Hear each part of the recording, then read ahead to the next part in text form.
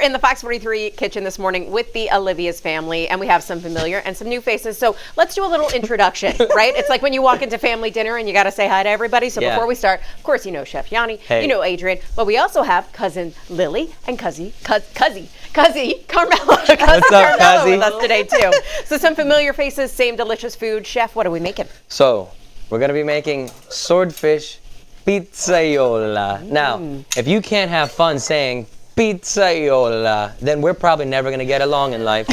Okay? If you can't just go around saying that and have enjoying it, exactly. Yeah, now, it is good. Pizziola, okay? It comes from the word pizzaiolo, which in Italian means pizza maker, okay? Pizziola is a style of cooking. It involves, of course, tomatoes. You can put mushrooms, onions, bell peppers, all kinds. Of course, you're going to have some fresh basil. And you know, if you're going to have the fresh basil, you got to have the fresh Parmesan, the fresh Romano, the Asiago, all the cheeses, So okay? are you saying a pizza on top of swordfish? Essentially, yes. Yeah, That's what we're doing. okay. So check my swordfish out, okay? We're taking that to 120.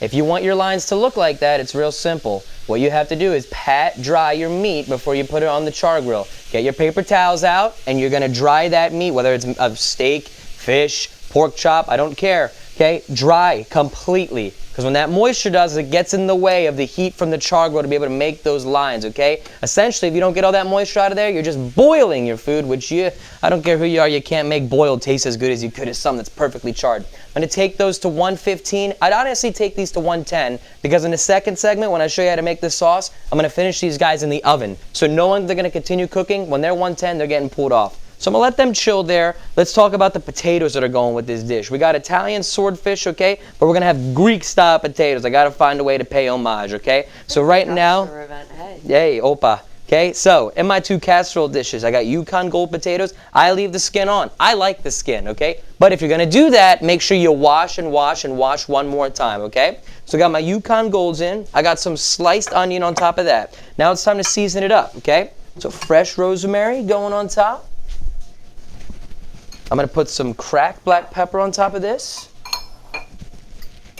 I've got some Greek oregano going on top of here.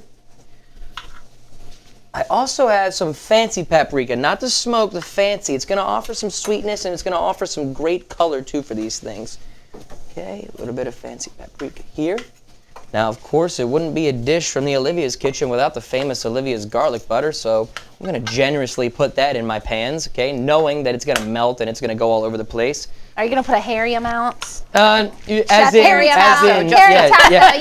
Just to clarify. Just to clarify, yes. Thanks, Jackie. There was a way that Drink later puts the hair on your chest. That's right. That's exactly. right. Okay. So now that I've got all that mixed around in there, I got some chicken stock. I'm going to be putting in here for moisture. Okay. Setting, pour right in the center. I only want to fill it about an inch off the pan, okay? Because if you put too much, then it's going to be hard for you to finally cook your potatoes because all this water, this chicken stock's getting in the way. Last thing I'm going to do, okay, I'm going to squeeze some lemon right on top.